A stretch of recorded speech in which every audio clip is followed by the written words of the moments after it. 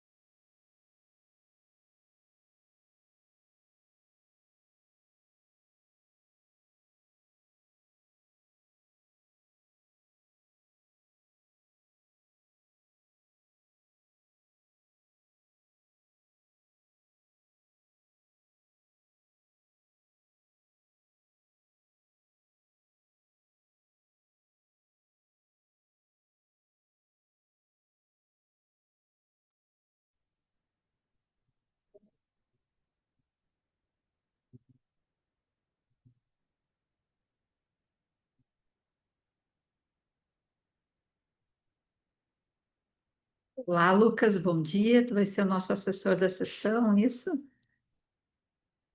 Olá, Patrícia. Bom dia, tudo bem? Você me ouve bem? Tudo bem, te escuto bem, sim. Bom vê-la. Pode, por favor, só me conferir aí a ordem de apresentação. Eu acho que o das enchentes é o segundo, que é o trabalho que eu apresento, né? Não sei, Sim, sim. a Joana apresenta qual trabalho? Temos a Joana Lucideia. Ó, o As das enchentes é propostas. a primeira, depois o da proposta de melhoria acerca do teletrabalho em uma universidade pública, que é o da. Deixa eu ver que eu sou tudo. Isso mesmo. Depois é do dado à precisão, o papel da People Analytics na gestão de RH no Alto Paraíba. E depois a importância do planejamento para a qualidade do serviço e desenvolvimento de servidores em uma IFES Multicamp. Tá, tá bem. Então, temos todas as autoras aqui, estou dizendo autoras porque são todas as mulheres, além do Lucas, que é o nosso assessor. Pegar aqui os autores, tá certinho. Deixa eu pegar aqui.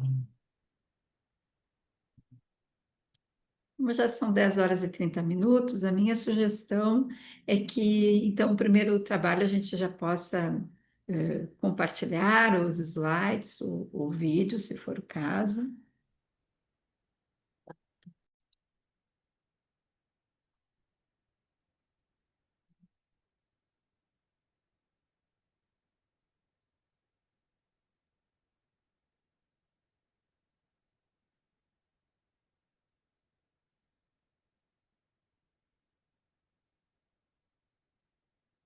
Patrícia José. Oi, Lucas? Oi. Eu tô por aqui, eu tô por aqui. Ah, tá, não, achei que tivesse falado alguma coisa. Não, não, não, tô por aqui. Uhum.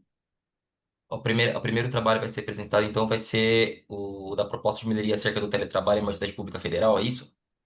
Ah, Isso vai ser o aí. meu, então? E, Isso, da isso Ah, mesmo. Joana. Isso, da Joana, tudo exatamente. bem, Da então. Joana e da Débora, exatamente. Já podemos ir da Joana e da Tudo Débora. bem, então. Eu vou compartilhar aqui, então, tá? Tá, enquanto a Joana compartilha, assim, oficialmente, um bom dia aqui ao grupo que nos acompanha nessa mesa, né? É uma mesa redonda de alguma forma, porque a ideia é compartilhar as pesquisas, é poder também absorver sugestões de melhorias para próximos passos na publicação dos estudos. E quero falar da minha grande satisfação de estar aqui moderando essa sessão. Eu sou a Patrícia, eu sou professora na Unicinos, Universidade do Vale do Rio dos Sinos, aqui no Rio Grande do Sul, e também vou apresentar na sequência aí um trabalho. Então, para fins de organização aqui do nosso encontro, e aí também quero a tua opinião, Lucas, mas eu acho que a gente pode fazer a apresentação e, e discuti-los ao final. Fica bem assim, ou preferem apresentar e discutir cada um?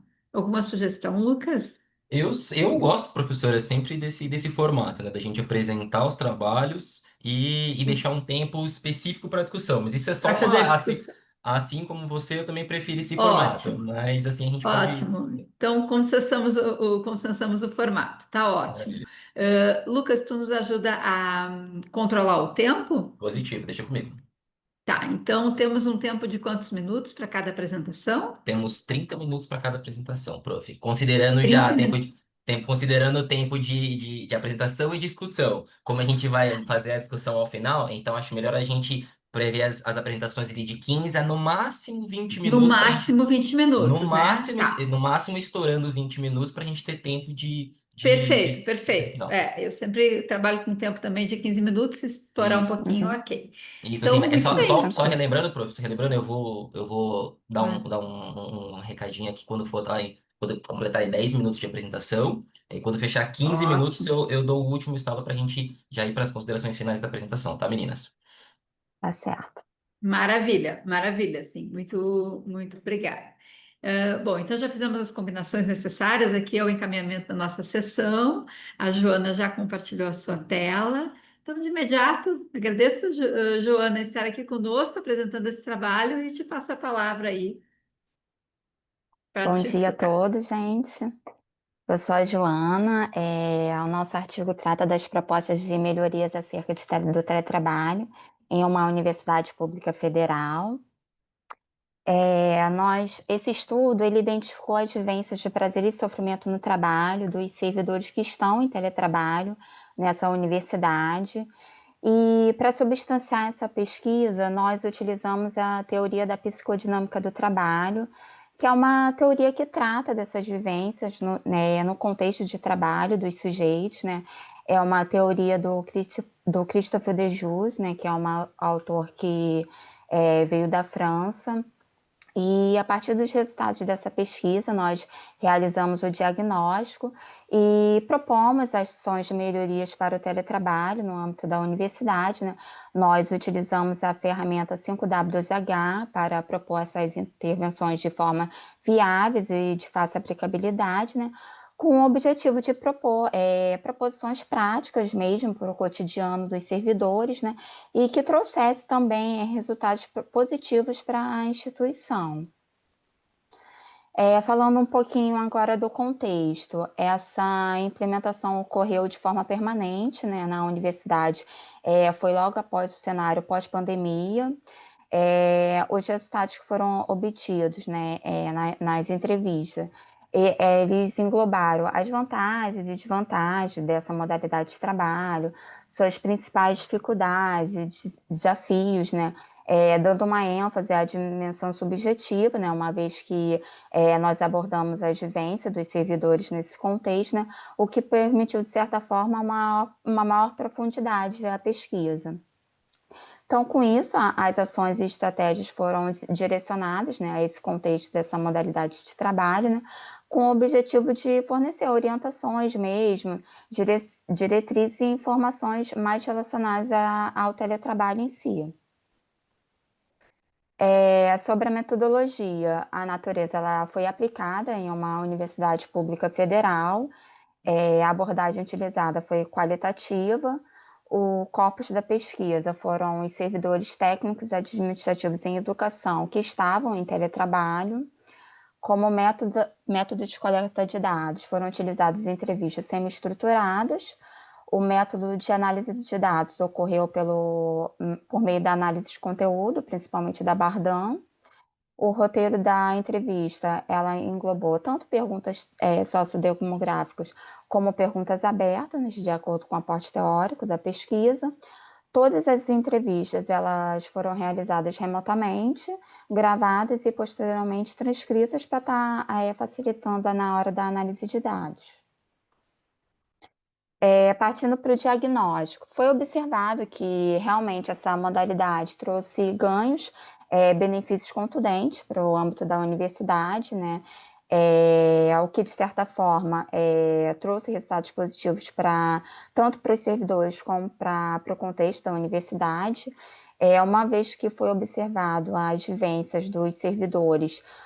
Isso contribuiu na hora de propor novas configurações, o que permite que se mitigue, né, fontes de sofrimento e incremente fatores que estejam engendrando satisfações no dia a dia dos servidores. Esses foram os principais tópicos que comporam o diagnóstico, aspectos positivos e negativos, as vivências de prazer e sofrimento e as principais dificuldades e desafios inerentes a essa modalidade.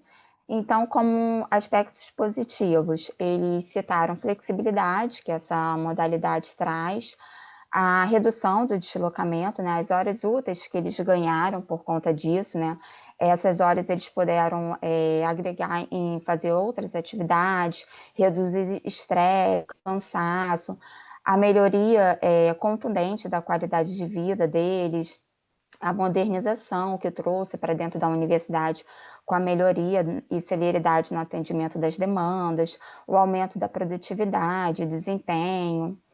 Por outro lado, aspectos negativos. Tem a questão do distanciamento social, que é comum a essa modalidade, o sistema de entregas que eles utilizam na universidade para a entrega de resultado deles, os gastos inerentes que acabam recaindo sobre eles, né? Questão de água, luz, internet, o desrespeito à jornada de trabalho e a comunicação setorial, também foi citada. Como vivências de prazer, eles citaram que tem bastante contentamento quando trabalha num ambiente que tem bastante cooperação, um bom relacionamento entre chefia e equipe, eles se sentem seguros em trabalhar num ambiente assim. Quando se sentem reconhecidos e valorizados pelo trabalho que executam, quando possuem autonomia e liberdade para estar executando suas tarefas, quando se identificam com o seu trabalho em si, quando conseguem lidar com desafios ou conseguem solucionar problemas complexos, quando possuem a flexibilidade que essa modalidade garantem a eles, né? Realmente eles vivenciam essas atividades com prazer. Em contrapartida, vivenciam o sofrimento quando não tem reconhecimento por parte da instituição, quando tem um ambiente de muita sobrecarga de trabalho, quando faltam autonomia, quando tem tarefas que eles consideram repetitivas e monótonas, o que de certa forma é um pouco comum no âmbito público, e quando tem uma comunicação ineficaz entre setores, que foi algo que foi bastante citado pelos servidores. E eles apontaram como principais dificuldades e desafios a questão da gestão do tempo, a capacidade deles administrarem de maneira eficiente o seu tempo de trabalho, ter autodisciplina, manter o foco nessa modalidade, a criação de laços, de manter novos vínculos, manter o senso de pertencimento à universidade, principalmente algo que eles vislumbram a longo prazo, e manter um equilíbrio de vida pessoal e profissional que eles veem como um ponto de bastante desafio nessa modalidade. Então, partindo para o resultado, a partir do diagnóstico foram elencados esses 4 principais problemas que foram encontrados, que foi a questão do distanciamento social, né, que com o passar do tempo realmente é observado que há menos trocas de ideias, menos compartilhamentos de experiências, né, o trato fica mais relacionado à interação de trabalho mesmo, àquela perda de informalidade, de papos informais do dia a dia. A comunicação, aqui seria mais aquela comunicação setorial mesmo, entre departamentos. Merece atenção para que não acabe enfraquecendo a engrenagem da instituição, né? A sobrecarga de trabalho nem sempre é causada por conta de falta de servidor ou por conta de excesso de trabalho, mas às vezes o problema reside na falta de um gerenciamento de tempo eficaz, de você administrar bem a sua rotina de trabalho. E o equilíbrio de vida pessoal e profissional, que é aquela dificuldade de você estabelecer limite entre essas duas esferas, né, para que uma não sobreponha a outra, que acabe gerando conflitos entre família, entre trabalho, e isso acabe atrapalhando o seu desempenho, né, e acabe refletindo negativamente na instituição. Então, a partir daí, para tentar contornar esses problemas e até mesmo evitá-los, né, com o passar do tempo, foram propostas as ações de melhorias.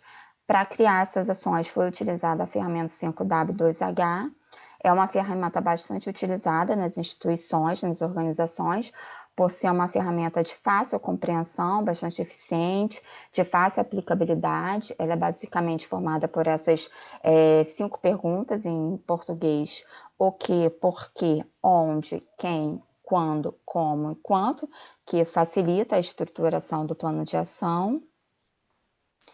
Então, a primeira proposta de melhoria foi a questão de melhorar realmente a interação social, né?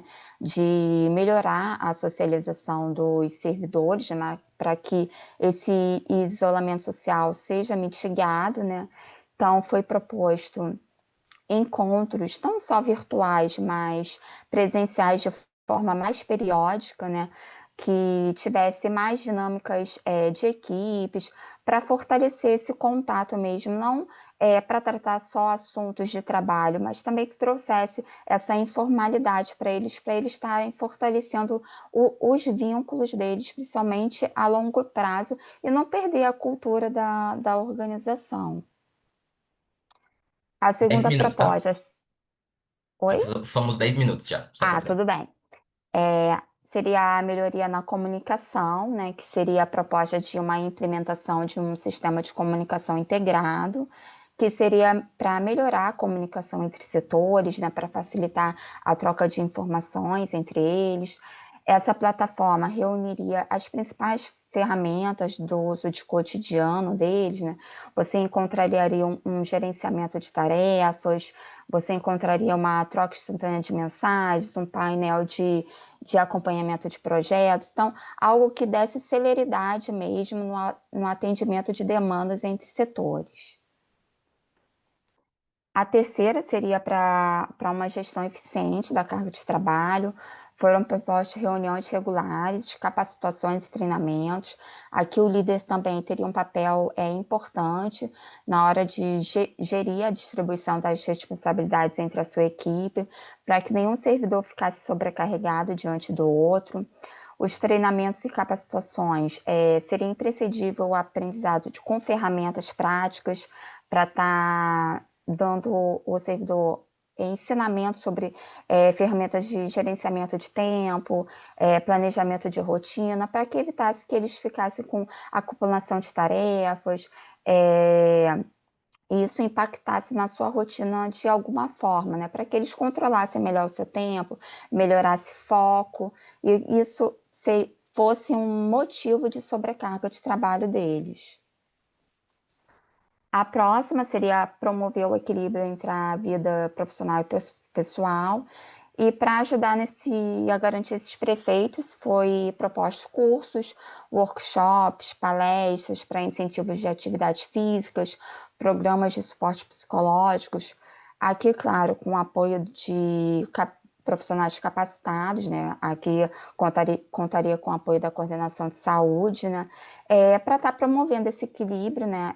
Dentro da universidade, mostrando que a qualidade de vida, bem-estar mental, físico, é importante, principalmente para você estar mantendo um bom desempenho profissional. Você precisa estar bem também, né? Por último, seria um plano de ação aqui algo mais genérico, né, com uma proposta de um modelo de curso sobre teletrabalho. O curso já iniciaria falando sobre trabalho em si, né, mostrando o significado do trabalho, como o trabalho é importante para todas as pessoas, né. Aqui você também encontraria aspectos teóricos sobre o teletrabalho em si, legislação, mas também aspectos práticos também, né, como o uso de sistema, o uso das TICs, né, tecnologia da informação e comunicação. Seria também uma oportunidade dos teletrabalhadores estarem compartilhando experiências, fortalecendo vínculos. Então, algo mais abrangente mesmo para todos os servidores da universidade. Então, finalmente, né, tendo feito todo o diagnóstico, né, foi possível, né, propor intervenções, né, práticas para que esse teletrabalho fosse está sendo feito de forma mais saudável, de forma mais sustentável, né, propondo melhorias para que garantisse que esse teletrabalho seja mais potencializado possível, né, garantindo a sua longevidade, né. Essas medidas vão auxiliar aos servidores que estejam otimizando cada vez mais seus métodos, suas técnicas, prezando sempre pela sua qualidade de vida, né, uma maior integração entre eles, porque isso vai visar um melhor desempenho neles no dia a dia, no seu contexto de trabalho, de certa forma vai impactar na universidade também para a sociedade de uma maneira geral. Então é isso, espero que todos. Obrigada pela atenção de todos.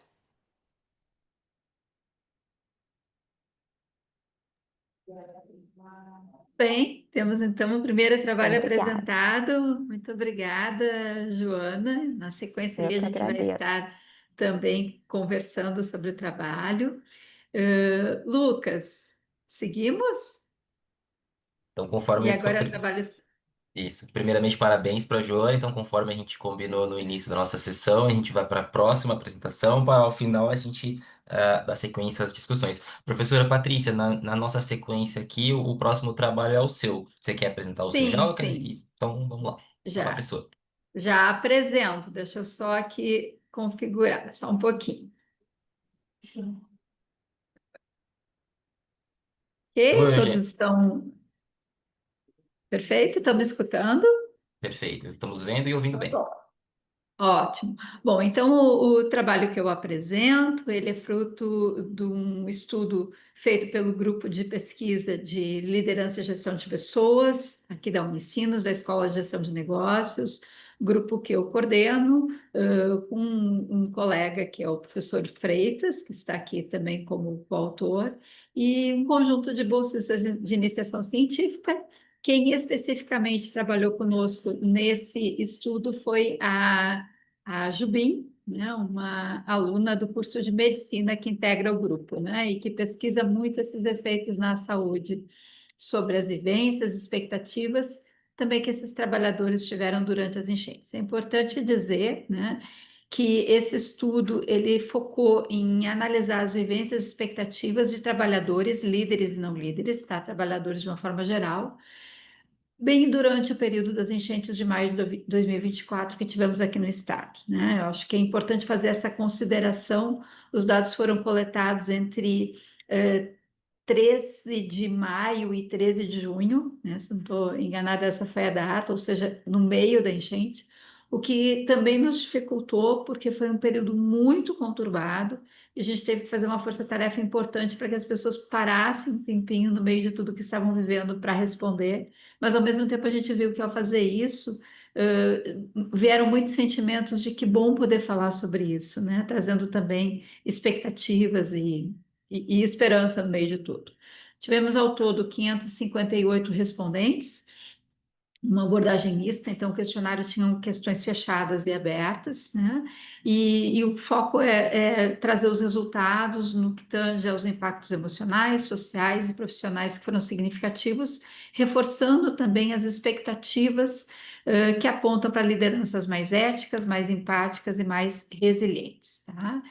Então, acho que todos lembram deste episódio, né? Mas em maio de 2024 tivemos uma das maiores catástrofes climáticas aqui, superou a enchente de 1941 no estado, e essas enchentes tiveram um impacto muito profundo nas estruturas sociais e econômicas também. Pra vocês terem uma ideia, nesse momento eu estou na Unicinos, sede São Leopoldo, que é um município vizinho a Porto Alegre. Só nesse município, mais de 8 mil negócios foram atingidos, né? Então, o impacto socioeconômico foi muito alto e foi necessário muito posicionamento das organizações e principalmente das lideranças para também naquele caos, né, ter estratégias de gestão de pessoas que auxiliassem aos trabalhadores e às organizações a passar pela situação.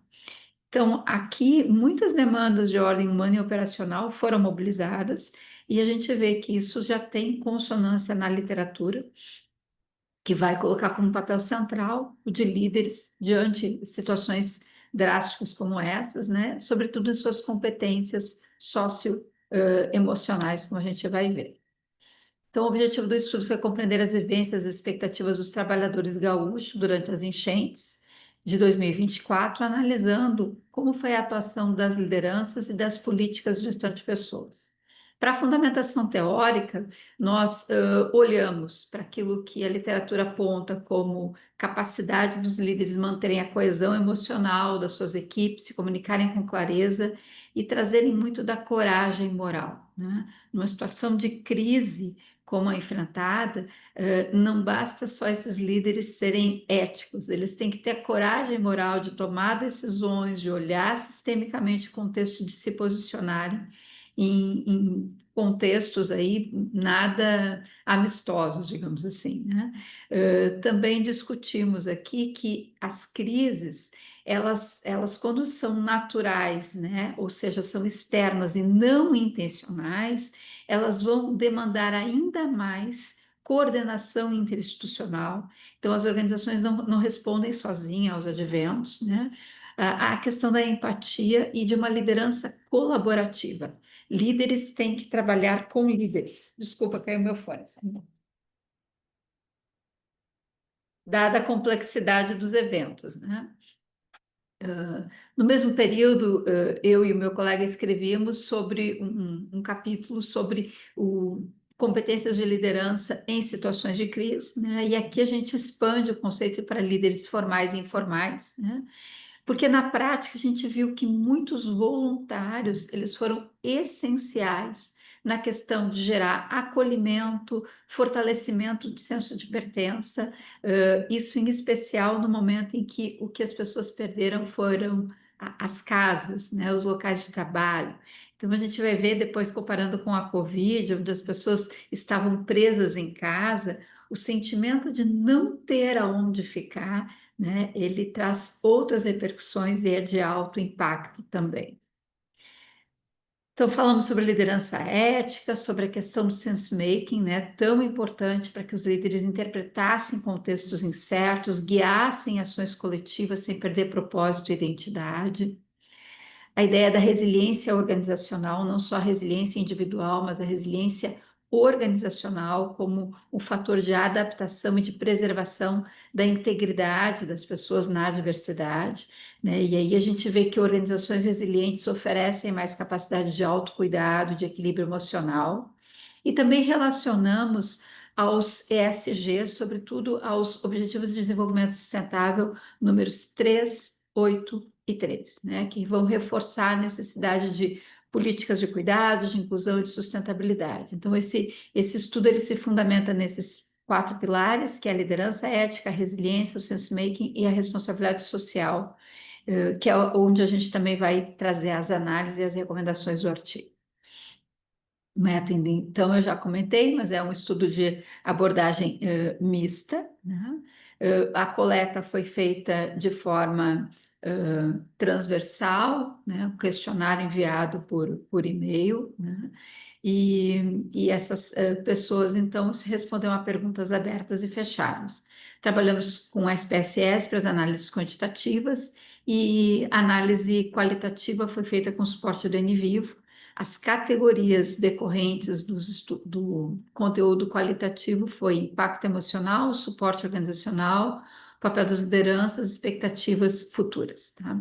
Por ser em caráter de urgência, nós tivemos uma liberação especial do Comitê de Ética, né? Então, conforme a resolução de 510, 2016. A estrutura da nossa análise de dados, tá?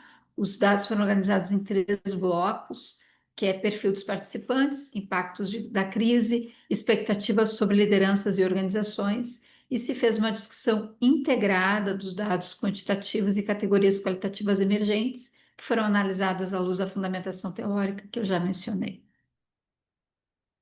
Quanto ao perfil dos participantes, uma síntese, então, aqui. Depois eu vou colocar o link, a gente fez essa publicação integral da pesquisa, ela está disponível no site Zenodo, então depois vocês podem, né, ter acesso ao estudo completo. Mas uma síntese do perfil dos respondentes, dos 558, 58,5 eram mulheres, 41,2 homens. A idade predominante, a faixa etária predominante foi de 31 a 40 anos. Esses respondentes tinham como vínculo de trabalho 57,6 CLT, 10,8 servidores públicos e 9,8 pessoas autônomas ou terceirizadas. Um dado interessante é que dos respondentes, 40% dessa amostra eram líderes formais. Então, quanto aos impactos emocionais e organizacionais, né? Mais que a metade, 54,7%, afirmam que as enchentes impactaram mais que a Covid, né? E aí, de novo, quando a gente vai para o dado qualitativo, isso é mais ilustrativo, e tem a ver, sobretudo, com essa questão de perder a referência do local de trabalho na empresa, perder a referência da casa, né? Então, não ter para onde ir para esses respondentes foi muito mais impactante do que ter que ficar em casa, né? Embora sejam crises de natureza diferente, uma climática, a outra pandêmica, mas com essa vivência, então, percebida de forma muito agressiva para os que estavam durante a enchente aqui, né? Também fica claro um descompasso na percepção de líder e de liderados. Por exemplo, 67% dos líderes daquela amostra de 40%, 67% disseram que ofereceram apoio. Mas, quando a gente faz o recorte da percepção daqueles que são liderados, apenas 32% dizem perceber o apoio. Então, a gente vê uma grande lacuna ainda nessa expectativa entre o apoio oferecido e o apoio percebido ou recebido. As principais falhas nesse processo, elas apontam limitações na comunicação, na empatia e na escuta ativa. Tá? Quando a gente faz aí uma análise dos sentimentos predominantes pelos relatos dos trabalhadores, o percentual mais expressivo é de um sentimento de tristeza, seguido por impotência e medo, né? Então, uma vivência bem intensa desses sentimentos negativos e difíceis de vivenciar. Por outro lado, também se percebe muitas verbalizações de sentimento de solidariedade e de esperança, né? Então, no meio de muita tristeza, também teve espaço para se conectar com isso que é da potência humana, solidariedade e esperança. Em relação às expectativas pós-crise, né? O que as pessoas imaginam a partir da vivência, né? E isso remetendo muito também às esperas das organizações em termos de políticas de gestão de pessoas, né? Fica claro que todas as pessoas, né, tendem a direcionar a necessidade de cuidado a fatores de saúde mental, né? Não só os cuidados também muito importantes que foram sinalizados, né? De alguns ajustes em processos de trabalho, liberações de alguns benefícios. Então, isso tudo foi fundamental no período de reconstrução. Mas no pós-enchente, muita expectativa de cuidado e de foco em saúde mental, né? Então, isso é colocado porque as expectativas, elas também vão nos sinalizar problemas percebidos. Então, boa parte das pessoas, 82 pontos, 87,2, elas vão dizer que uma dimensão prioridade é saúde e segurança, né? Seja a questão da saúde física ou mental, seja da segurança, né? De estabilidade de trabalho, de condições de voltar para casa, né? De si e dos seus familiares. Um ponto muito interessante é que as pessoas entendem como aspectos mais críticos para a retomada, em termos de gestão de pessoas, alta incidência de conflitos e de abalos no clima organizacional, né? O que vai requerer muito políticas, gestão de pessoas, mas muita presença de liderança. Então, pelo grau de estresse, pela escassez de recursos, né, fica notório aí um aumento de conflitos e um estremecimento de clima organizacional, necessidade de apoio psicológico, de fortalecimento de comunicação interna. Um dado interessante também que apareceu, as pessoas indicaram muito a necessidade, a importância de investimento na formação de lideranças, porque se entende que outras crises virão e que as pessoas, principalmente os líderes, têm que estar melhor preparados. E nas práticas e políticas de gestão de pessoas, dois pontos de atenção: maior atenção nos processos de recrutamento e seleção e maior atenção nos processos de desligamento pessoal. Isso é um dado importante que a gente até entende que tem que ser melhor investigado, porque são dois pontos, né, extremos na jornada deste colaborador, mas que vão, de alguma forma, ser muito impactantes nesse meio de jornada. Então, quem nós estamos selecionando, quem nós estamos desligando, quem está conosco no meio dessa situação caótica, né? Professora, foram 12 minutos já, tá?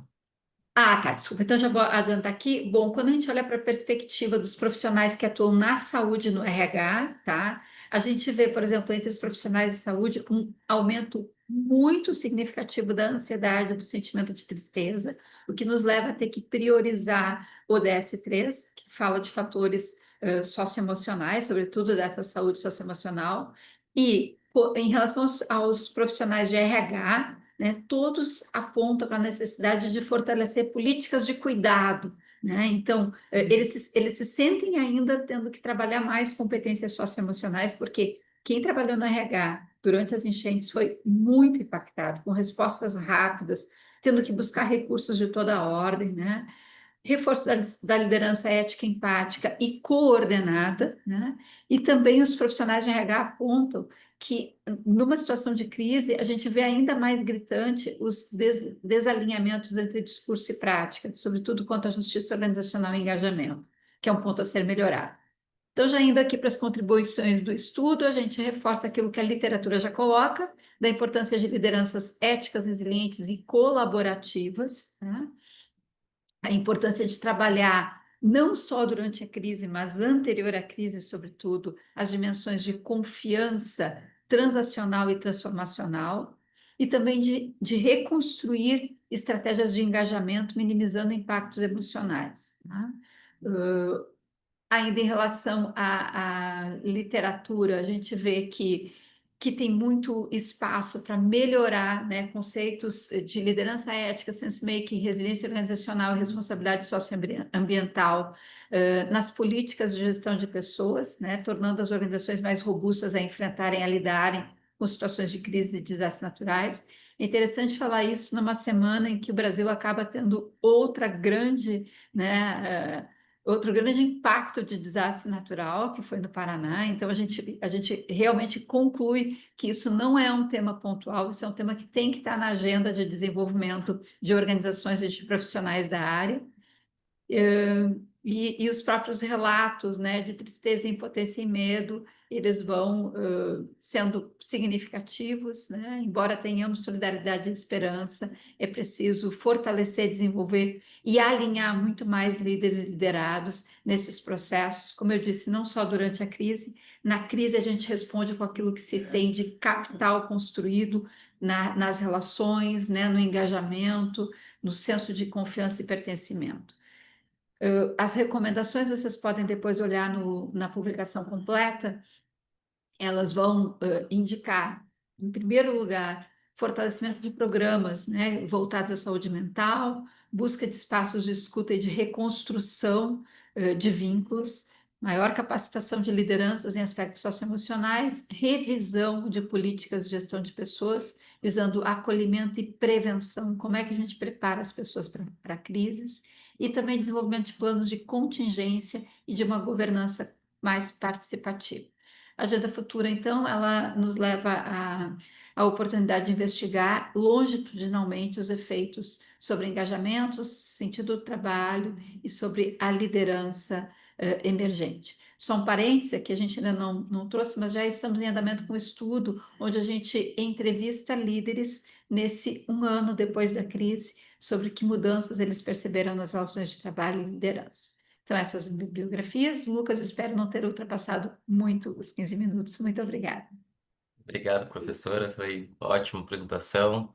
Então, dando sequência aqui, para depois a gente ter mais tempo para fazer as discussões. Nosso próximo trabalho, só pegar aqui certinho, vai ser a importância do planejamento para a qualidade dos serviços de desenvolvimento de servidores em uma IFES, né? Unidade de Ensino e Unicamp, da Lucideia. Acho que a Lucideia já está aí conosco, né? Então, sim, vocês conseguem me ouvir? Ouvimos muito bem. Deixa eu projetar aqui, então, só um momento.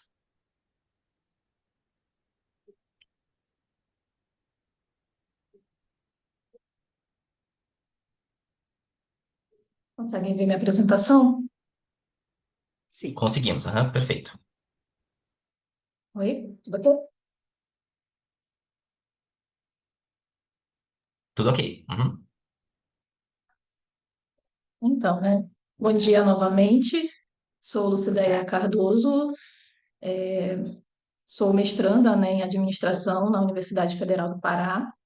Esse trabalho, ele é resultado de uma disciplina, né, realizada com, no caso, meu orientador, o professor Arley Martins, e com nossos colegas, entre eles uma delas está aqui, que é a Moana, né? Bom dia, Moana, também. E nós falamos um pouco, né, acerca da importância do planejamento para a qualidade dos serviços de desenvolvimento de servidores em uma IFES multicamp. É, Só um momento, não estou conseguindo passar aqui o slide. Ah, foi.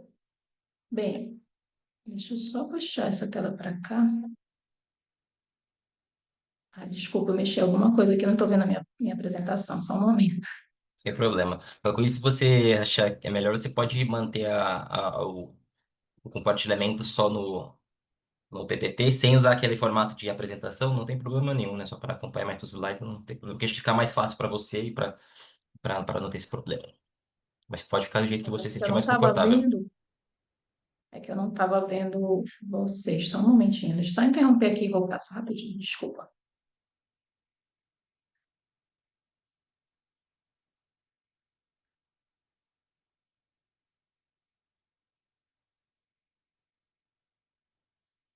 Bem, então, né? É, só um instante. É porque está aparecendo vocês no lado do meu slide, aí eu não estou conseguindo visualizar todo o meu slide, desculpa.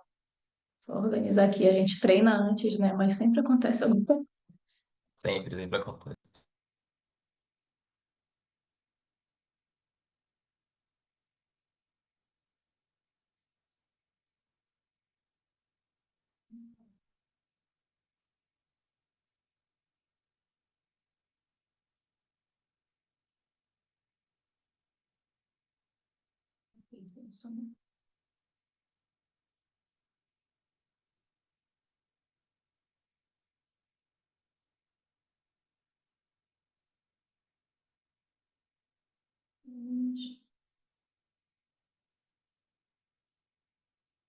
Bom, agora sim, achei, perdão. Então, né, dando continuidade. O presente estudo, ele aborda o desenvolvimento de pessoas enquanto uma ferramenta estratégica para a eficácia organizacional sob a perspectiva da gestão de pessoas, né, da gestão por competências no serviço público. Só que mais especificamente, né, voltado para as instituições federais de ensino superior. O nosso estudo foi norteado pela seguinte situação-problema, né? Como os servidores técnicos administrativos em educação de uma IFES Multicamp percebem a qualidade dos serviços de desenvolvimento de pessoas oferecidos pela instituição e quais são os reflexos, né, do planejamento dessas ações nos campos para o desenvolvimento profissional. Tivemos como objetivo compreender a importância do planejamento dos campi quanto ao desenvolvimento de seus servidores para a garantia desse desenvolvimento. Então, a pesquisa foi aplicada a servidores técnico-administrativos dos campos da Universidade Federal do Pará por meio da ferramenta Serviqual, um modelo de medição de qualidade em serviços, né, que é muito utilizada justamente para medir essa qualidade dos serviços. Esse estudo, né, teve como diferencial uma abordagem voltada para o planejamento dos campi, diferente de outras pesquisas, né, que abordam o impacto das ações de capacitação em si, né? Então esse foco ele foi diferenciado e principalmente por se relacionar aos campos, né, à Universidade Multicamp. Bem, além disso, né, consideramos que esse estudo ele pode ser replicado em outros contextos organizacionais devido à versatilidade, né, da ferramenta utilizada, que é o Serviqual, e assim pode servir também de base para ações de diagnóstico e melhorias. O nosso referencial teórico abordou alguns aspectos, né, importantes para responder à nossa situação-problema e também para atingirmos os nossos objetivos. Então, nós tratamos um pouco acerca da gestão por competência e a sua aplicação no serviço público, né, que é justamente essa iniciativa de alinhar os conhecimentos, as habilidades e as atitudes, né, dos profissionais às estratégias organizacionais, de maneira que possa se desenvolver esse servidor, né, esse profissional, mas também se possa alcançar os objetivos da instituição. No serviço público, a gestão por competências, ela veio a ser aplicada a partir de uma necessidade de modernização administrativa e também na medida em que se observou, né, os resultados que ela trazia na iniciativa privada. No serviço público brasileiro, ela foi instituída, né, a partir do Decreto 5.707 de 2006, quando foi consolidada, né, essa gestão por competências como instrumento de desenvolvimento e eficácia no serviço público, a partir da Política Nacional de Desenvolvimento de Pessoas, né? E a partir daí também se estruturou esse desenvolvimento de servidores, né, nas instituições federais de ensino superior. Um dos instrumentos, ou o principal instrumento da PNDP é o PDP, que é o Plano de Desenvolvimento de Pessoas. Ele deve ser feito, né, pelas instituições anualmente e ele é o planejamento do desenvolvimento desses servidores. E o objetivo, né, dentro das IFES, é a melhoria da eficiência, da eficácia e da qualidade da prestação dos serviços ao cidadão, né? E bem como a racionalização e efetividade dos gastos com capacitação e desenvolvimento permanente, né, do servidor. Daí será algo tão importante de ser discutido. Bem, também falamos um pouco, né, do desenvolvimento de servidores técnico-administrativos na UFPA. A Universidade Federal do Pará, ela é uma universidade multicamp, né? Ela possui 11 unidades descentralizadas que estão sediadas, né, no interior do estado, e a operacionalização da Política Nacional de Desenvolvimento de Pessoas é realizada por meio da PROGEP, que é a sua unidade de gestão e desenvolvimento de pessoas, né, em termos gerais da universidade, incluindo tanto a sede como seus campos, e ela usa como base, né, o mapeamento de competências também previsto na PNDP, bem como a avaliação de desempenho dos servidores. Só que o planejamento dessas atividades é realizado, né, e o planejamento e aplicação também da PNDP é realizado através da sua diretoria de capacitação, que é o Capacite, e nos campi conta com os agentes de capacitação.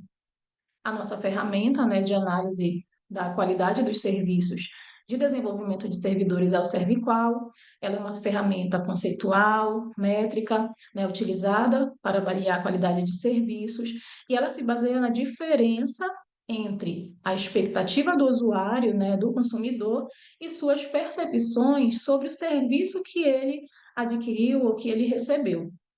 Ela pode ser usada para identificar pontos fortes e também oportunidades de melhoria na prestação dos serviços. A, a ferramenta Serviqual, né, conforme foi criada conforme foi criada, ela trabalha com 5 dimensões. A tangibilidade, que vai tratar dos aspectos físicos e estruturais do serviço. Confiabilidade, voltada para a capacidade de se realizar o serviço conforme aquilo que foi prometido, né? A responsividade, que está voltada para a disposição de ajudar e atender prontamente esse usuário, né, do serviço. E a segurança, ela está voltada para a competência, no caso, os conhecimentos, as habilidades daqueles que fornecem o serviço diretamente, né, ao usuário, e voltada também para a cortesia, porque ambos eles transmitem confiança em relação ao serviço recebido. E a empatia, que seria, no caso, né, a atenção e o cuidado individual com o usuário.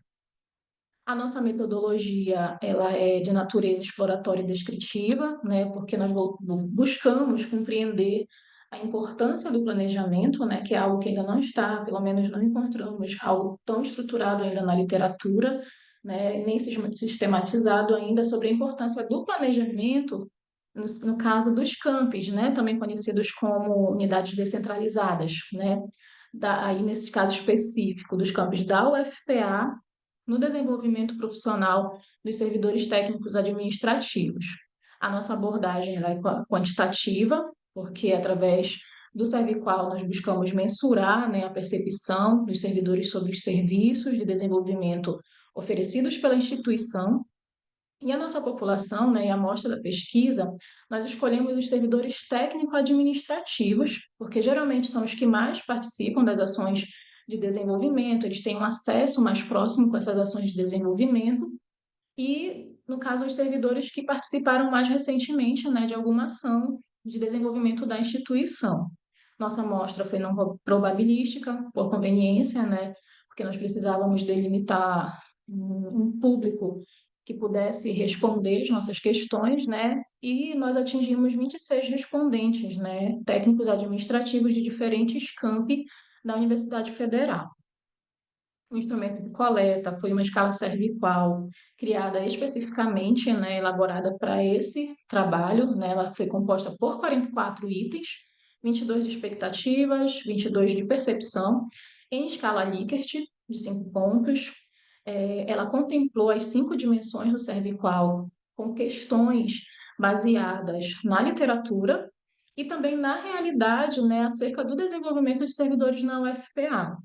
e voltadas para a questão do planejamento, né, do planejamento dessas atividades, do que é feito antes dessas atividades, né, chegarem, para que essas atividades cheguem até o servidor. Nós tivemos também 6 questões, né, de cunho sociodemográfico, para saber o perfil dos nossos respondentes.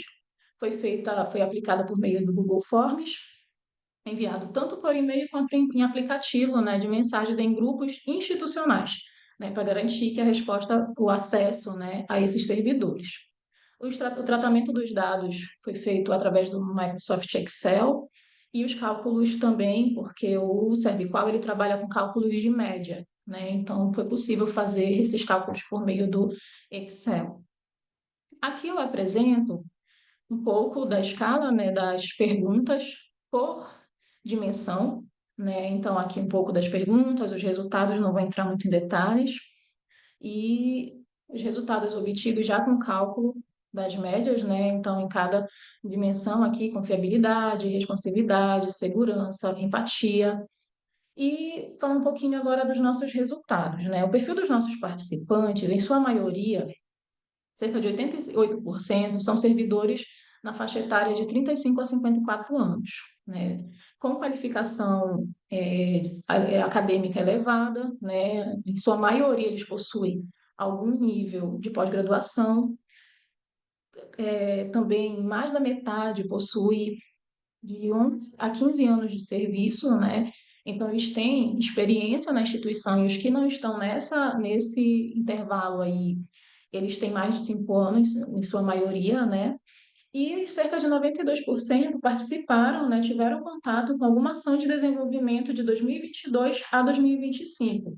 Então, essa experiência recente ela é muito importante, porque eles conseguem responder, né, e visualizar como está hoje esse serviço, né?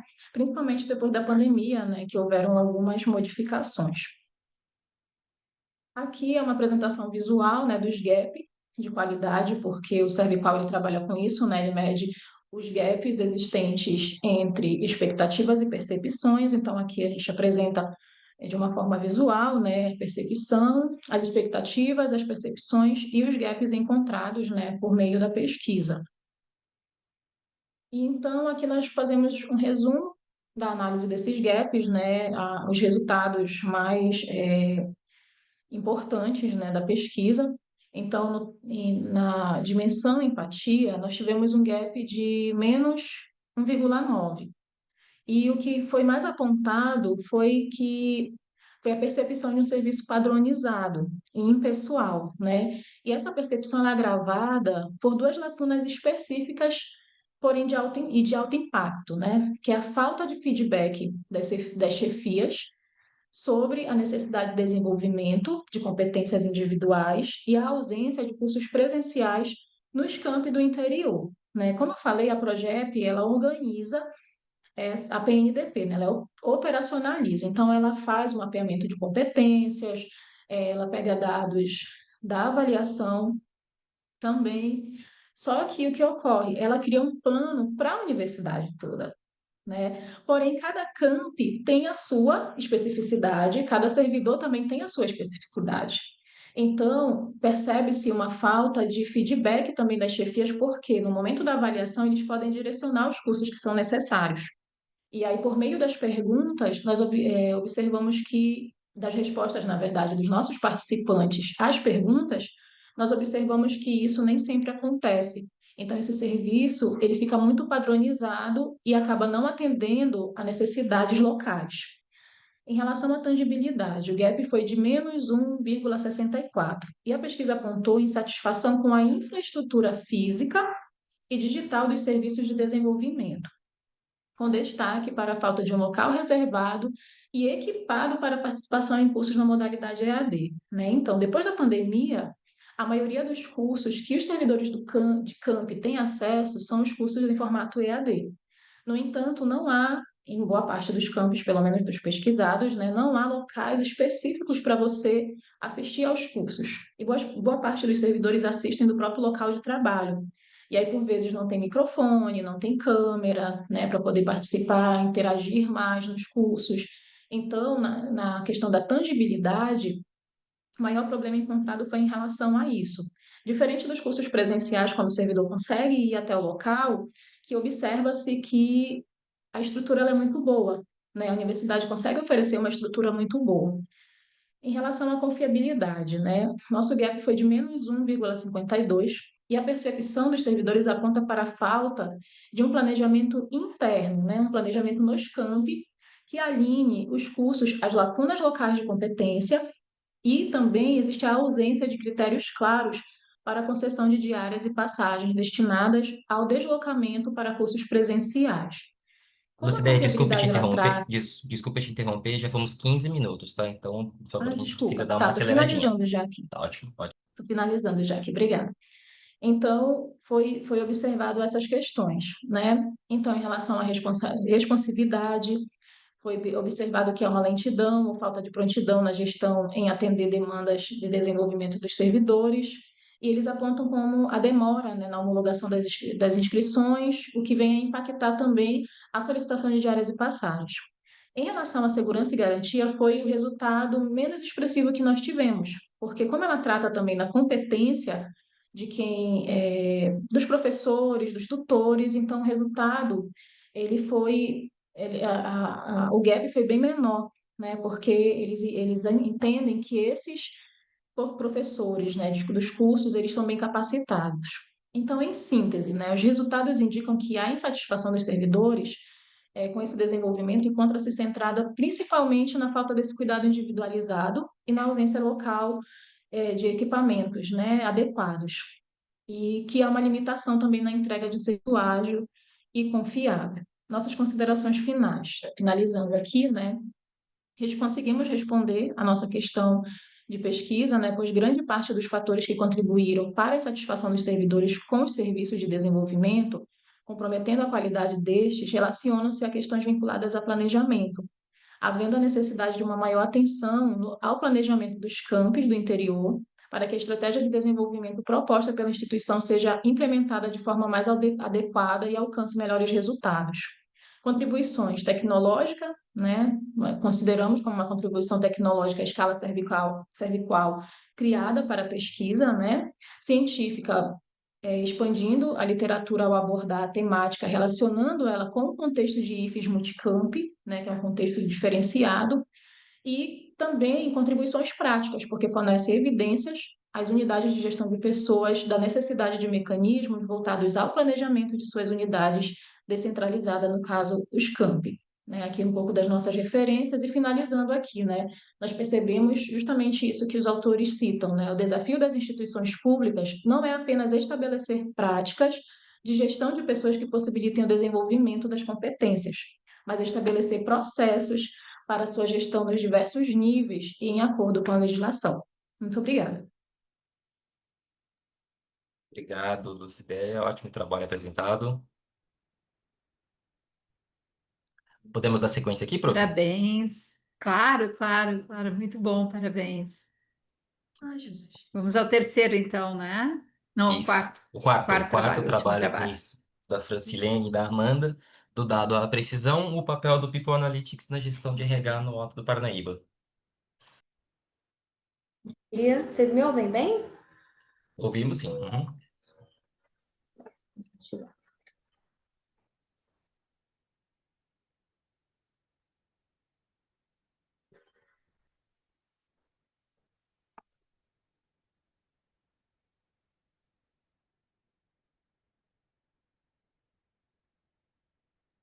Conseguem ver a apresentação e a minha ao mesmo tempo?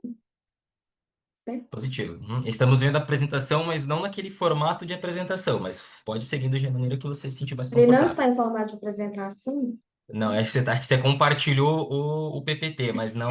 Acho que quando ele dá a opção lá, ele dá a opção de você compartilhar tanto o PPT quanto o modo de apresentação. Acho que se você escolher o modo de apresentação, daí que Entendi, você. entendi.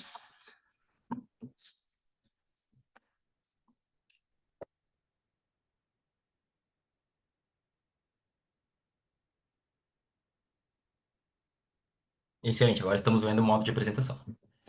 Perfeito. Gente, bom dia mais uma vez. Eu me chamo Francilene Souza Silva. Esse trabalho que eu apresento hoje foi um trabalho de um estudo muito maior apresentado para a conclusão do meu curso de administração no Centro de Ensino Superior de São Gotardo. Eu sou autora do artigo junto com a professora Amanda, que está presente aqui também. Foi minha orientadora na construção desse estudo. E o objetivo dele, como tema sujeto, dado a decisão, o papel do People Analytics na gestão de RH no Alto Paranaíba. E o que é o People Analytics, né, que é o que a gente estudou aqui nesse artigo. People Analytics é uma metodologia da gestão de pessoas, que por sua vez é um campo essencial dentro das empresas, que vai muito além de contratar e demitir pessoas, mas ele é muito estratégico para a obtenção de resultado dentro das empresas. E com o tempo, a gestão de pessoas ela veio evoluindo junto com a evolução dos dados também, a evolução da tecnologia. E com essa evolução tecnológica, veio a necessidade dentro da área de gestão de pessoas de tomada de decisão não mais baseada em intuição e experiência, como era realizado há alguns anos, mas tomada de decisão baseada em dados concretos, dados tangíveis. E aí que surge o People Analytics, que é utilizado nessa área, que diz respeito à coleta de informações e análise desses dados, tudo isso para a tomada de decisões estratégicas, né, alinhada aos objetivos de uma organização, para alcançar esses objetivos. E o porquê eu estudo desse People Analytics? Porque ele é extremamente importante, assim como ao longo do estudo eu venho trazendo por alguns autores, que tem o People Analytics como uma tendência dentro da gestão de pessoas, como uma metodologia que é emergente. Tanto que eu trouxe aqui essa pesquisa da InfoJobs, 2021, realizada, com 520 profissionais da área de gestão de pessoas, de RH, e 95,5% confirmam a importância do People Analytics para os processos de gestão de pessoas dentro de uma organização. Então, dada essa importância e também que o People Analytics já é utilizado em grandes empresas, como a Google, Nielsen, BMD, esse trabalho tem o objetivo de entender como que se dá essa aplicação do People Analytics aqui na região do Alto Paranaíba, que é hoje onde a gente é situado. Então, além de entender como se dá essa aplicação, essa percepção dos profissionais de gestão de pessoas, também tem o objetivo de entender em que nível de maturidade, de análise de dados, People Analytics, essas empresas se encontram, além de também compreender como que eles utilizam para a percepção dos desafios dentro da área de gestão de pessoas, para que, possivelmente, esses desafios possam ser solucionados. E para embasamento desse estudo, como referência, eu utilizei o modelo proposto por Mourão, que diz respeito aos níveis de complexidade dessa análise de dados dentro das empresas. E a gente tem 4 níveis principais. Aqui no modelo a gente tem apenas 3, mas tem um nível intermediário entre o prescritivo e o preditivo, onde no nível prescritivo a gente entende o que aconteceu, são os dados. E no nível diagnóstico, após o prescritivo, a gente entende o porquê aquilo aconteceu por meio dos dados. E no preditivo, a gente entende o que pode acontecer no futuro. E, por fim, a gente tem o nível descritivo, que é onde a empresa pode, por meio dos dados, entender como que ela pode influenciar o futuro, aquilo que possa vir a acontecer, ou seja, agir de forma mais proativa. Além disso, também, como embasamento, eu utilizei o modelo proposto por Deloitte, que diz respeito à sofisticação da análise desses dados, níveis de maturidade, onde a gente tem o nível 1, que é explorando e construindo, onde ocorre a análise dos dados, porém, essa análise ela não é utilizada de forma estratégica, ela é ainda para atender questões mais pontuais, agir de forma mais reativa. No segundo nível, escalando e entregando, nós temos os dados mais estruturados, porém ainda não utilizados para a tomada de decisões estratégicas dentro da área. No terceiro nível, nós temos os dados já sendo utilizados para a tomada de decisões importantes dentro da organização, mas ainda não faz parte da cultura, não é um padrão essa utilização dos dados. E a gente tem o último nível que diz respeito aos dados, o uso do People Analytics já fazendo parte da cultura da empresa. Então, para toda decisão importante, é utilizado o People Analytics. E Para alcançar esse estudo, os objetivos propostos, utilizei essas metodologias. A abordagem que eu utilizei foi a abordagem qualitativa, para entender esse comportamento de utilização, a percepção desses profissionais a respeito dessa metodologia. Além disso, utilizei estudo de múltiplos casos, porque a gente estudou várias empresas aqui dentro da região, justamente para trazer uma maior consistência do estudo.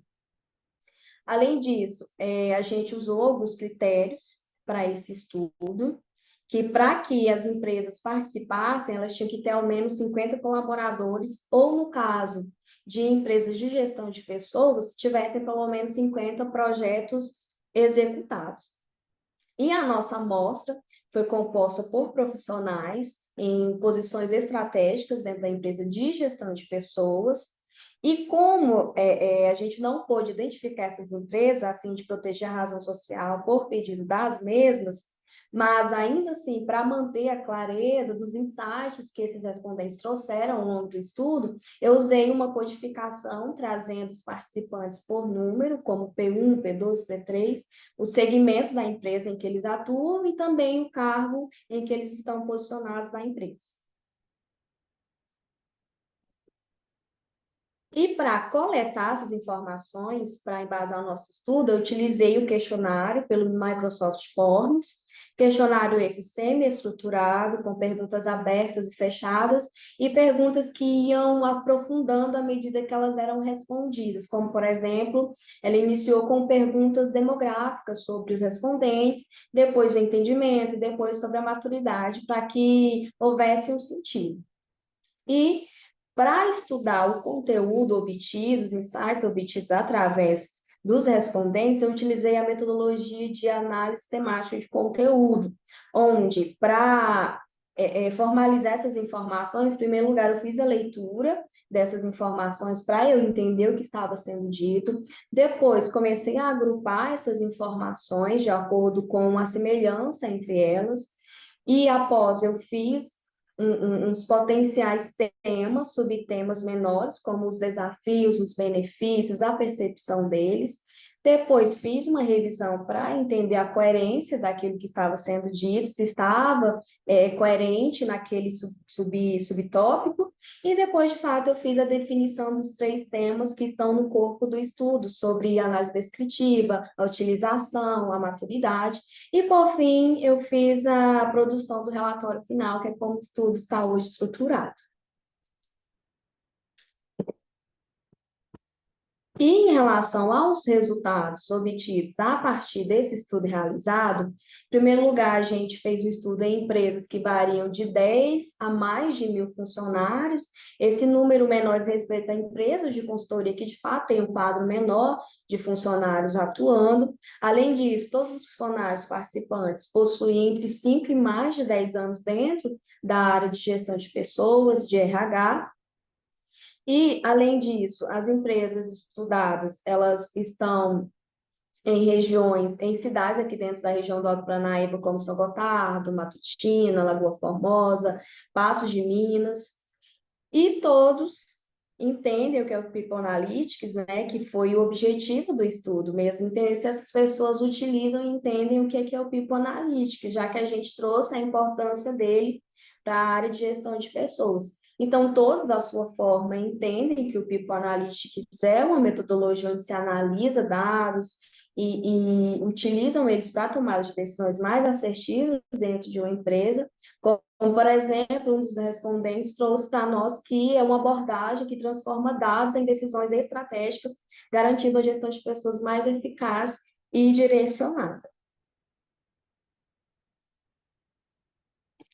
E, além disso, os indicadores de People Analytics que esses funcionários das empresas estudadas utilizam são, por exemplo, o indicador de rotatividade, de absenteísmo, acordo de nível de serviço, recrutamento e seleção, além de KPIs internos ali de cada setor.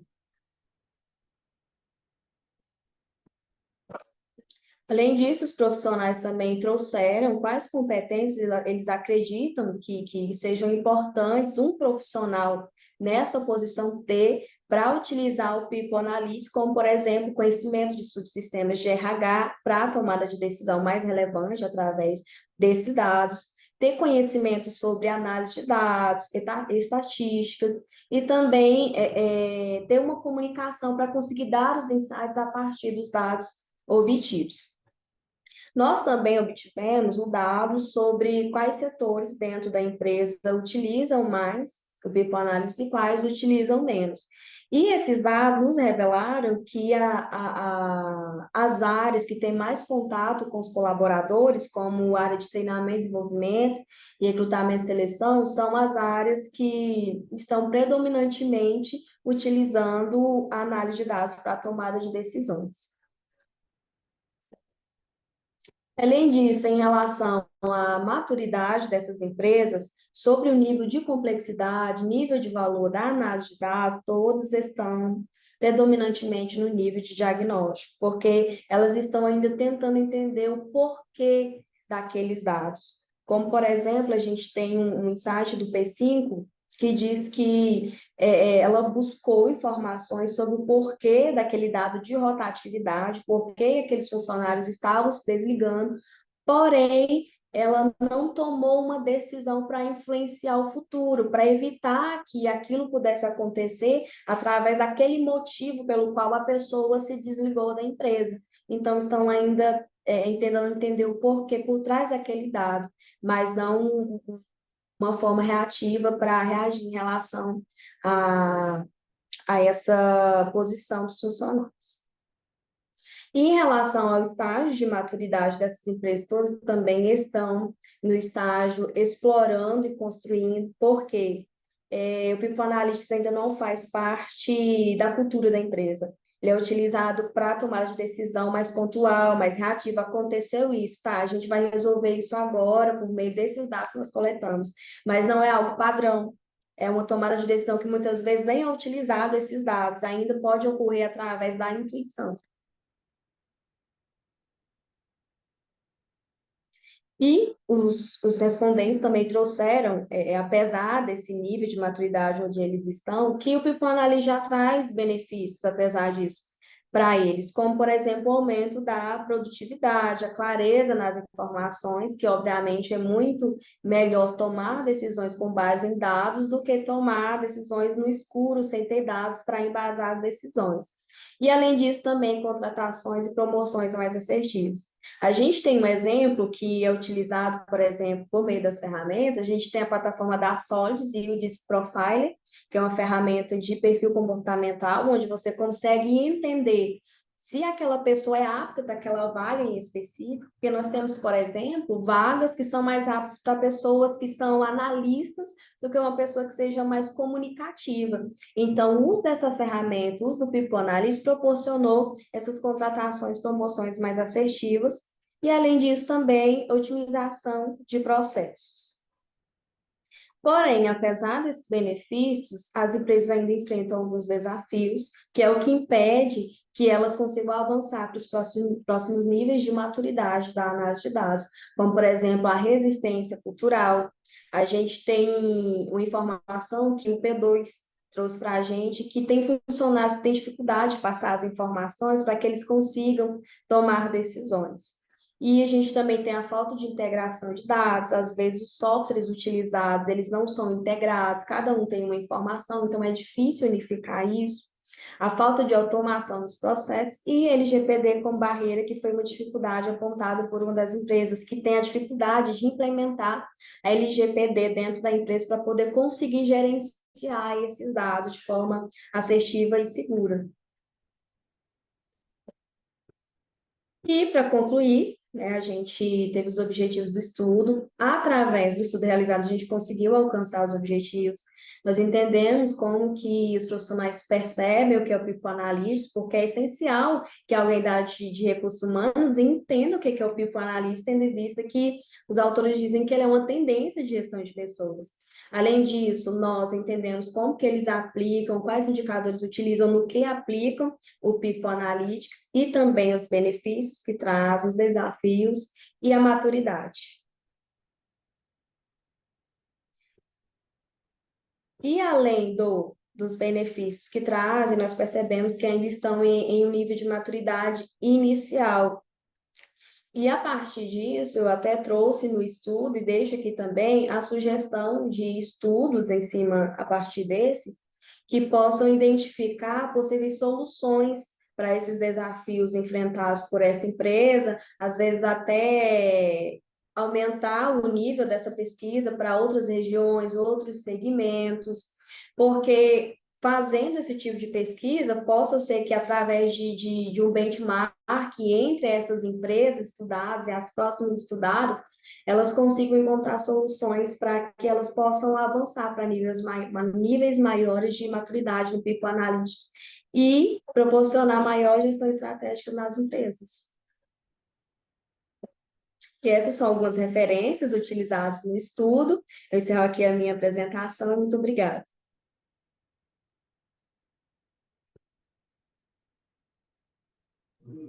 Bem, muito obrigada.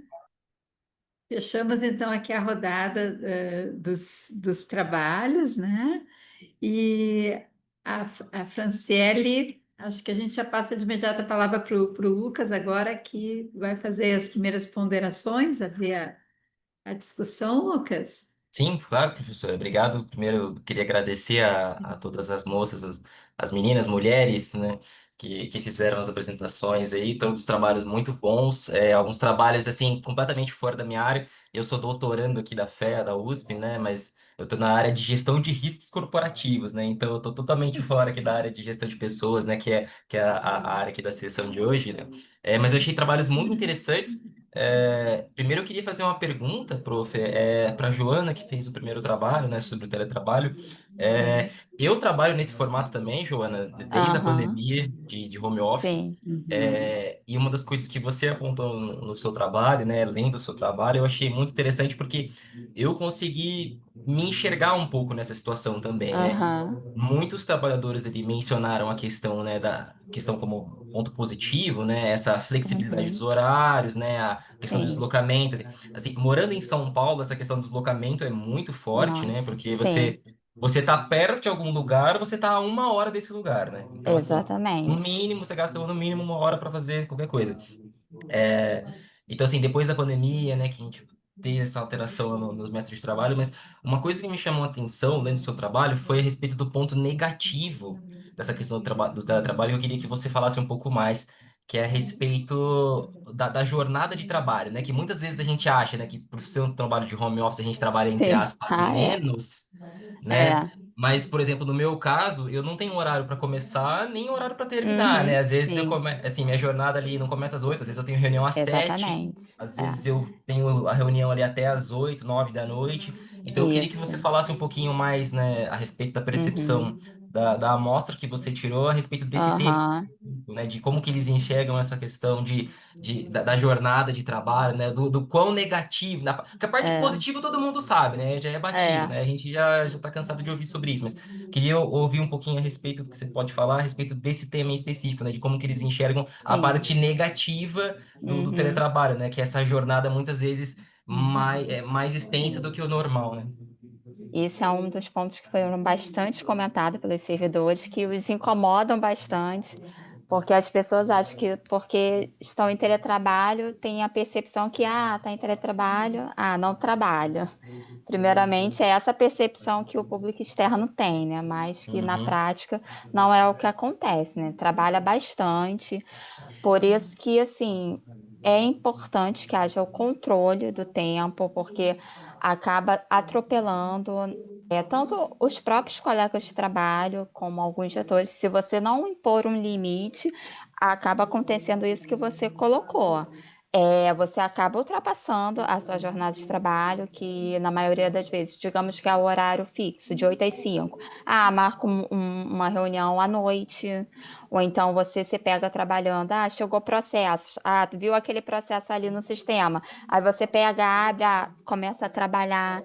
Então, se você não impõe um limite a si mesmo e até mesmo a seus colegas, você acaba se sobrecarregando. Aí, uhum, assim, acaba que você acaba não vislumbrando o ponto positivo, né? Aquela uhum, flexibilidade que ele te proporciona vai acabar tendo um impacto negativo, né? No final do uhum. dia, né?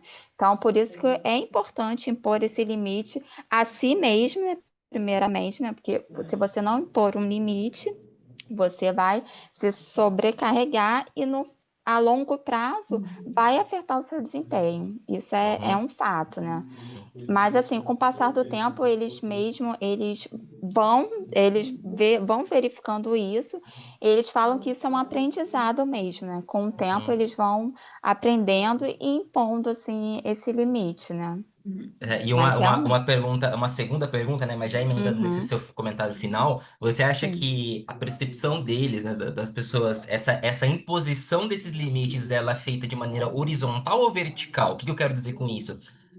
Essa imposição ela é feita ali entre os colegas. Pensa na estrutura organizacional, né? Tem ali os Sim. cargos, tudo. Essa imposição ela é feita de maneira horizontal ali entre os colegas ali mesmo, entre as pessoas que trabalham, ou ela é de maneira vertical? As pessoas ali, as lideranças vão impondo esses limites, ou não, o contrário, essas lideranças vão cobrando cada vez mais trabalho, mais coisas fora de Não, horário, não. etc. Na percepção do servidor está mais horizontal mesmo. Entre eles ali, eles vão Entre se eles, alinhando e sim, conversando, eles né? vão se aliando, é. Isso vai muito ao encontro, né? Quando eu digo ao encontro, eu digo vai Aham, não de encontro, né? Não em conflito, mas vai ao encontro do sim. que eu vejo na minha rotina também, né? Aham, Nós sim, mesmos nos organizamos sim. aqui e Isso, colaboramos dessa forma, porque se isso. for depender, aqui entre tá sendo gravado, mas fica entre nós aqui.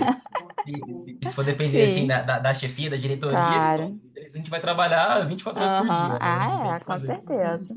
Uhum. Mas, Mas, desculpa, deixa eu entrar nessa discussão, porque eu acho que nos ajuda a fazer alguns ganchos com os trabalhos anteriores, né? Veja que a fala do Lucas e a própria questão que a Joana traz como resposta remete a entender que essas práticas, e aí eu vou botar essas de uma forma geral, né? Teletrabalho, a questão do People Analytics era a minha e segunda pergunta, prof. Era a minha segunda pergunta, mas faz já se conectando, né? elas se conectam a um olhar de gestão estratégica de pessoas, né? Ou seja, quais são as políticas e as práticas que as organizações trazem para que isso seja de alguma forma regulado, né? Mas não só regulado enquanto controle, e sim como um fator protetivo, né? Ou seja, a ideia do ODS 3, da questão do cuidado, da saúde no ambiente de trabalho, ela não pode ser de pauta, até para a gente poder inovar e acompanhar essas transformações. Então, isso apareceu no trabalho das enchentes, né? Apareceu nitidamente no trabalho da Joana permeando, né? Dos IFES, porque coloca a questão do desenvolvimento de pessoas como algo estratégico, Uhum, enfim. Todos os trabalhos aqui eu acho que convergem para esse ponto, que é o nosso coração enquanto artigo aplicado de gestão de pessoas, né? uhum, Estamos pensando estratégias que não sejam que sejam menos focada em controle e mais focada em condições protetivas e de desenvolvimento para melhores resultados. Não vou me alongar, mas queria trazer essa provocação. uhum. Se você me permite também, prof, eu também queria já emendar esse seu comentário com a pergunta que eu faria para Francilene, desculpa, sobre a parte do People Analytics lá no. Eu até falei o nome errado, eu falei Paranaíba, mas é Paranaíba, né? Peço até desculpas na hora que eu fiz a minha introdução. É, lendo o seu trabalho e vendo a sua apresentação, né, eu pelo menos tive a percepção de que a utilização dos dados do People Analytics estava mais num nível operacional, talvez tático, menos estratégico, né? Que eu acho que vai indo mais ao encontro do que a professora Patrícia estava comentando também. Como é que você enxerga isso, Francilene, a utilização do PA no nível estratégico, né? Assim, né? Tomada de decisões na alta direção, né? Sabe? Como que isso poderia ser usado para esses fins, né? Amanda, você quer entrar? Bem, eu vou complementar, Lucas. Eu também tive junto com a Francilene nesse trabalho. O Alto Paranaíba fica em Minas Gerais, só para a gente contextualizar. Então, é uma região agrícola que nós estamos vendo uma frente maior, uma movimentação da gestão de pessoas sendo implantada. Então, quando a gente fala ainda de People Analytics, nós estamos falando que precisa ainda de uma cultura de dados. Então, porque ela precisa ser desenvolvida para que ela chegue até nesse âmbito mais estratégico. E a sua colocação, Lucas, sobre a questão operacional, ela é muito válida e realmente é isso que acontece, né? Eles estão se preocupando muito mais em como que eu junto esse Dia a dado, dia, como né? que aconteceu o dia a dia. Então, para a gente chegar nessa questão de como aplicar, a aplicabilidade, ela vai vir no sentido de da gente não ficar muito reativo, mas essa questão da previsibilidade. Então, eu vejo que o futuro vai ser muito assim, qual é a expectativa do colaborador ou a tendência daquele colaborador sair, ou daqui a um futuro a gente já prevê quanto tempo que aquele colaborador vai ficar naquele ambiente, e isso vai proporcionar para o gestor uma possibilidade dele saber uma movimentação do quadro de pessoas, né? Então, quando a gente está falando da liderança, da gestão de conflitos, que a professora Patrícia trouxe, né, dessa maturidade da liderança, a gente precisa caminhar com essa maturidade também. Eu acho que eu fui pontuando aqui sobre saúde mental, que foi um grande foco, eu acho que de todos os trabalhos aqui, de todos os trabalhos pontuaram de alguma forma, né? A Lucideia, desculpa se eu falei errado também o seu nome, mas assim, todos pontuaram sobre a saúde mental, sobre a maneira de como se comporta, até mesmo a Joana trouxe sobre a questão do trabalho. Então, isso reflete na tecnologia, que foi o trabalho que a Francilene trouxe, né? Porque até mesmo para a gente trazer essa previsibilidade de dados, que é uma gestão de pessoas mais tecnológica, digamos assim, a gente precisa capacitar essa liderança, Lucas. Então, Hum. falar de uso do People Analytics na liderança, na tomada de decisão, a gente precisa ainda amadurecer essa liderança. Eu Eu vejo acho, assim. fazendo um comentário sobre o seu comentário, Amanda, eu acho que isso também vai muito do setor em que isso está sendo usado, né? Vocês estão comentando aí, né? Tá uma área muito agro, assim, né? Então eles estão muito focados. Não que eles são focados, mas assim, culturalmente eles não têm essa questão da importância dos dados, né? De como obter respostas. Através dos dados como meio, né? Então, assim, é muito mais no feeling, né? Porque é da própria natureza do É, setor, né? Eu acho que é uma coisa Sim. muito mais ali, né, intrínseca deles, né? Não sei se a professora Patrícia quer fazer mais um comentário. Não, exatamente. não, só nessa linha assim me chamou a atenção, né, nos teus resultados a questão do LGPD como barreira, né? E eu coloquei do lado aqui nas minhas observações. Veja que ele ainda não está percebido em seus fatores de proteção. Uhum. Então, que também é algo importante de construir essa cultura e essa percepção estratégica, né? Porque aí fica no primeiro entrave, é barreira, né? E como se aquilo estivesse contra o avanço da tecnologia, né? E o ideal ou Exato, o esperado é que isso seja justamente protetivo para poder alavancar de forma consistente a tecnologia e as Eu, pessoas, exatamente. né? eu tenho uma última pergunta também, professora, a respeito do seu trabalho, né? Um comentário, uma pergunta, né? Eu queria que você falasse um pouco mais a respeito que você falou uma coisa no seu trabalho também, lendo, eu achei muito interessante, de que como as enchentes, né? Aquela destruição climática que a gente teve ano passado no Rio Grande do Sul, teve uma percepção maior pelas pessoas mais do que a Covid, né? Isso me chamou muita atenção. Imagino que vocês devem ter visto também. Nós tivemos um caso de climático também no Paraná esse final de semana, né? Que Isso. destruiu. Não sei se vocês viram, né? Destruiu.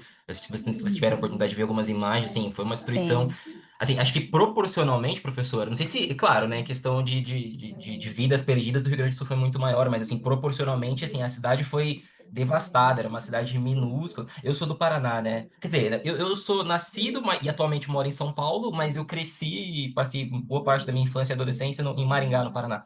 Essa cidade é um pouco mais ao sul, no sudoeste, é uma cidade, assim, minúscula, tem acho que 50 mil pessoas, nem isso, é uma cidade muito pequena. Sim, Assim, sim. 80%, 90% da cidade foi destruída. Não sei se vocês tiveram a oportunidade de ver algumas imagens, assim, não sobrou nada. Casas Sim, destruíram, sim. algumas Era o que eu pessoas me morreram. referi ali na minha Uhum, apresentação, né? A gente acha que é um evento isolado, enchente 2024. Não, a uhum. crise está aí, né? E me referi Exato, a isso. Paraná nos comprova que essas exato. crises extremas e climáticas atingem a sociedade. Exato, exato. E na sua percepção, prof, no seu, assim, fazendo a sua pesquisa, você enxerga que essa percepção de que a Covid afetou menos as pessoas do que, por exemplo, essas situações, é devido a esse distanciamento, assim, né? Porque, querendo ou não, afetou ali o seu estado, a sua cidade, o seu lar, né? Igual você comentou, né? Você não tinha muito para onde para onde você se sente seguro, né? Eu acho que, não sei se essa foi a Uhum. percepção que eu tive, mas eu queria te ouvir também um pouco mais a respeito É, disso. E é, uma segunda pergunta, se você me permite, é que claro. você comentou no final da sua fala que você já está fazendo um segundo estudo, né, Isso, com os líderes a isso. respeito, como é que é a percepção deles um ano depois, né? Eu queria que você fizesse só um breve comentário de como é que tá a pesquisa, Tá. o que que tá acontecendo. Tá bem, tá bem. Bom, então começando pela primeira, tá? Isso requer assim um estudo mais aprofundado, que eu tô trazendo muito em termos de relatos que Claro, vieram nos estudos. Lógico, quem perdeu familiares durante a pandemia do Covid tem um abalo indiscutível. Tá? Mas o que a gente escutou muito nos relatos, nas entrevistas também que fizemos, é que perder a casa, né? Perder a condição de continuar vivendo. Essa foi uma frase que me impactou muito, né? A gente perde, é retirado das condições de continuar vivendo, e às vezes até com uma mágoa no sentido, ainda podem dizer que a gente é fraco, que a gente ainda está vivo, mas como é que eu recomeço? Então, eu acho que é um sofrimento que tem que ser escutado e acalentado, e está muito próximo, me parece, à vivência do Paraná, que é isso, some. É por circunstâncias diferentes, uma o vento levou, a outra a água engoliu, literalmente, não sobra nada. E tem uma situação que eu comentava muito, assim, a gente fez vários, enfim, grupos de estudo, e era muito marcante para mim a questão do lodo, retirar o lodo, né? E as pessoas retiravam o lodo de fora, limpavam as casas, mas internamente aquilo não saía, né? Então, esse sofrimento que se arrasta, que vai dar efeitos ali adiante, ele tem que ser olhado, tem que ser cuidado pelas organizações, porque isso vai impactar a relação de trabalho, os adoecimentos, afastamentos. Tem um dado que eu não trouxe na pesquisa, que quando a gente olha para o impacto da saúde mental, vendo não só o trabalhador, mas o seu ecossistema, a sua família, é de 100%. Porque às vezes ele está bem, mas tem alguém que ele precisa cuidar que não está bem. Então, isso impacta a economia, isso atravessa, isso está ali, precisa ser olhado preventivamente. Como é que eu faço para retomar a vida de trabalho de alguém que está lá no Paraná e que não sabe nem por onde começar? Né? Então, isso é uma força-tarefa que envolve sociedade, órgãos públicos, mas envolve muito da iniciativa privada, envolve do sistema de saúde. A gente tem que pensar o que a literatura coloca como multifatorial, essa né? coordenação, e como essa coordenação de ações e de atores da liderança. Me alonguei aqui, mas então, te respondendo, o que que os líderes trazem hoje, né? Essa constatação da reverberação do sofrimento psíquico. Então, pessoas que às vezes estavam muito bem durante as enchentes, foram resolutivas e tal, mas que começaram a dar sinais de alguma alteração psíquica depois, sabe aquela Uhum. história assim, É do tá, luto, é a agora eu fase do luto, posso. né? É a fase do luto. Tem a É, aceitação, a então, negação, né? Mais ou menos isso. isso acontece. Por exemplo, para quem tem funções formais de liderança, muito impacto em aspectos de gestão, logística, revisão de orçamento, então que vai além de gestão de pessoas, mas que traz uma sobrecarga para essas lideranças enorme. Né? Então, simplesmente tem líderes que dizem, eu não sei como é que eu vou recuperar, não sei como é que eu vou organizar isso aqui. Né? Então, isso a gente tem que ler no sofrimento específico de quem está na liderança. Esse é um fator. Né?